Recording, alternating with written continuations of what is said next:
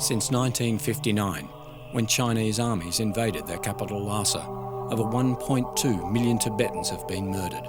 Thousands sent to labour camps and over 6,000 monasteries have been destroyed. Tens of thousands of Tibetans have died from starvation, fighting, torture, execution, suicide and wide-scale famine engendered by the policies of the Chinese regime in Tibet. Just saying the words, "Free Tibet," can result in 20 years hard labour. In order to escape from the continuing discrimination and persecution of the Chinese regime, over 100,000 Tibetans have fled their native country in a desperate search for freedom. Following in the footsteps of their exiled leader, His Holiness Dalai Lama, the refugees cross on foot at night the highest, bleakest and most perilous mountain range in the world, the Himalayas, suffering malnutrition, rashes, infections and in many cases frostbite. While many aim to reach Kathmandu, most carry no food, money, shelter or possessions, relying on the help of others they pass along the way. On average, it takes 6 weeks to walk the 1,000-kilometre journey to the Nepalese border, where they can be confronted by border police, who are willing to hand them back over to Chinese authorities in exchange for gifts. The rape of Tibetan refugees here is also common. About a third of the 3,000 Tibetans who escape each year are children, many whose parents would rather them risk the potentially fatal trek to freedom than to remain in Tibet under Chinese rule. Some children have had to make the trek alone, knowing this is the only chance they will have to taste freedom, to gain a proper education and to receive a blessing from His Holiness Dalai Lama. It's here in Kathmandu where they are finally greeted by the familiar faces of Tibetans.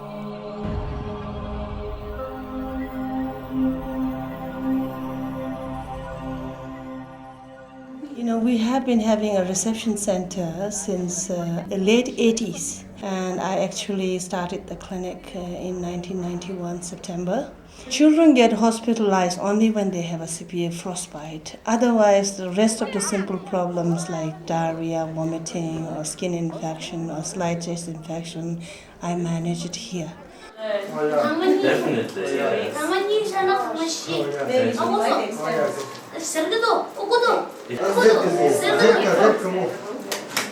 Most of the children, they don't come with their parents. They either come with a group of Tibetans or the guide brings the children over here. And they are, sometimes 5-6-year-old children. And when I try to ask them how they come, they walk all the way with a group. And sometimes some people are kind enough to carry them half the way, otherwise they walk all the way. So by the time they come here, they have blisters, both the legs, sole of their legs full of blisters. And they are tired, and look very malnourished because sometimes these children can't carry food with them, so there's no food to eat on the way.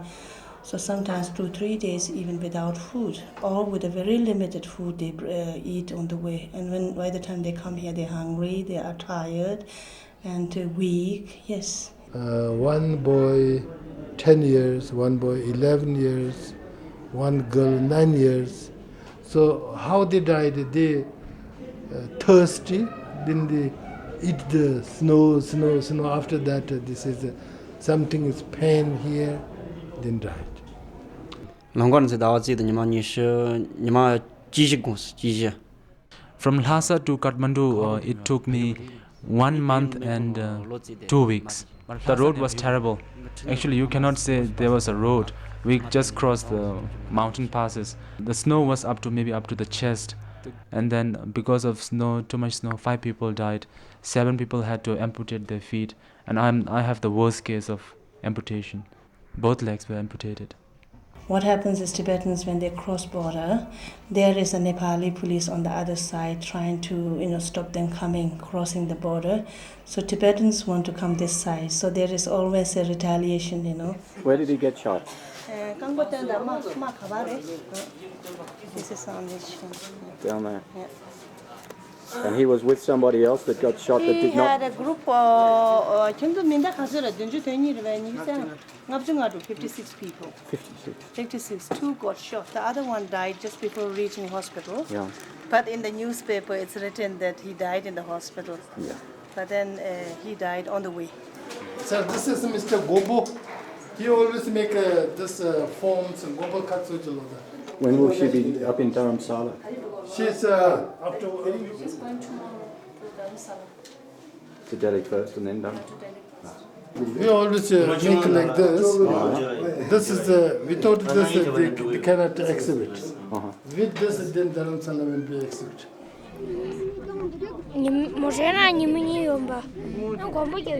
So he came up to Shigaze in a vehicle. From there he came walk. Like he walked from Shigaze till Kathmandu. That's why call the modern day. So he said because he has to live behind his parents. He said he's sad because he has got a chance to study in Dharamsala. He says he's not happy. My main aim is to get blessings of His Holiness Dalai Lama. And when I saw him, I felt more like a dream. Throughout the time, I kept crying. I don't remember looking at his face. I was so happy. I spent my time crying. What can I say?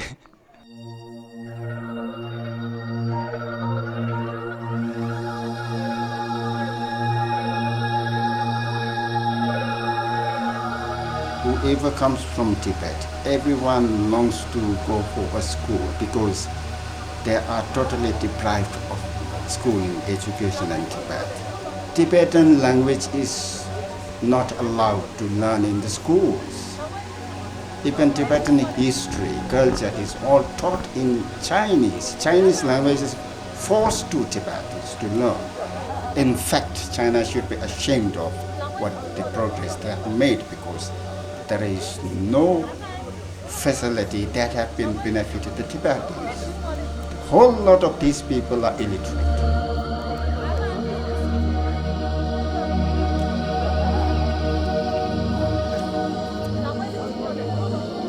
From here, mostly they go to Delhi. From Delhi, mostly they go to Dharamsala, but few monks and nuns who wanted to go to the monasteries in South India, they go direct to the monasteries.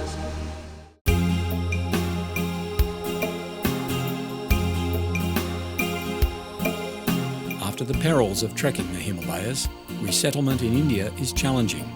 While the rough and bumpy 2-day bus ride to Dharamsala feels luxurious compared to their trek, there is still the trauma of loss of nation and family to deal with, as well as the adjustment to a new culture and climate. And although each child will be greeted and blessed by their spiritual leader, something they have only dreamed about, the sights of a new country can seem almost surreal.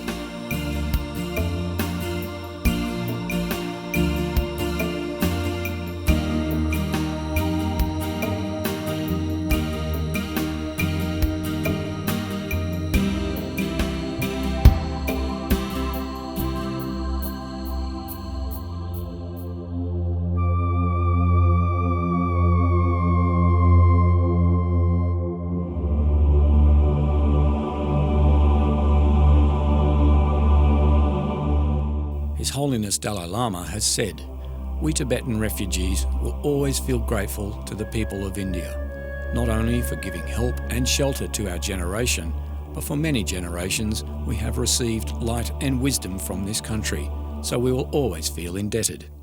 From a cultural point of view, we Tibetans belong to India. Through refuge in India, the Tibetan people have had an opportunity to rebuild their lives and maintain their Tibetan nationalism and traditions that are so intrinsically linked to their religious practices.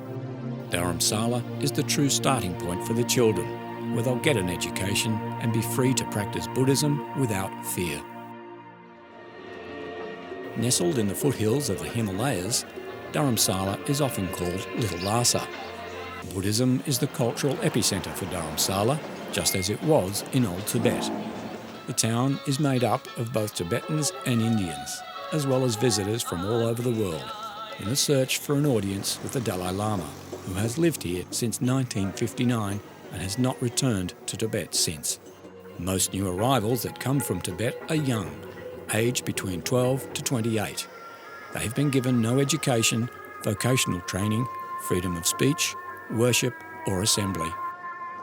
This is a reception center of His Holiness the Dalai Lama. The reception center's main duty is to receive and to look after the new refugees coming from Tibet. So from Tibet, every month, as I told you, we have about 200, 300 refugees coming every month. We look after them, we take care of their health, and we give them clothes, a complete set of clothes. We give them free food, everything free, And here we again keep them here, about maximum 1 month,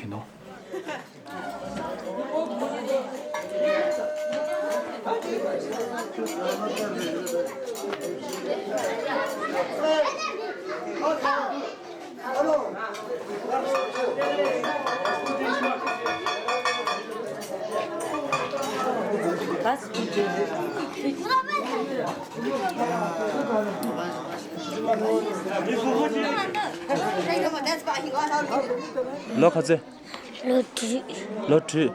I'm 6 years old. Kira payu kanere? Panjana. Jana. Janda. Jonda. Kamre. I'm from Jonda, which is in Kham, Eastern Tibet. Any jagala sunyam dali. Abanyambe. Abanyam do you? Ama koyu. Amama hitar. And I came to India with my father. My mother is dead. Then lodagayos. Lobdal to achitra. I came here in India to go to a school. Kiram payula di yomare labda yere. Amash. Labda yomare. There isn't any school in my hometown.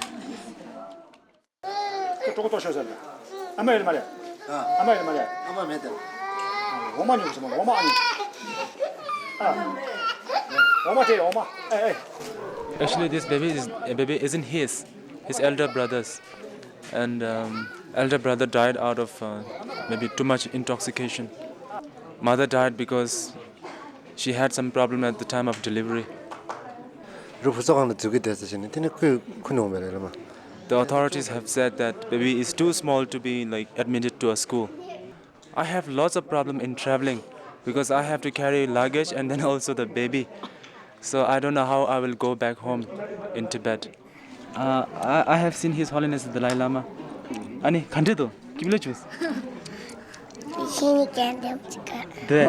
And he is wearing spectacles, glasses. Ani shamba kandido.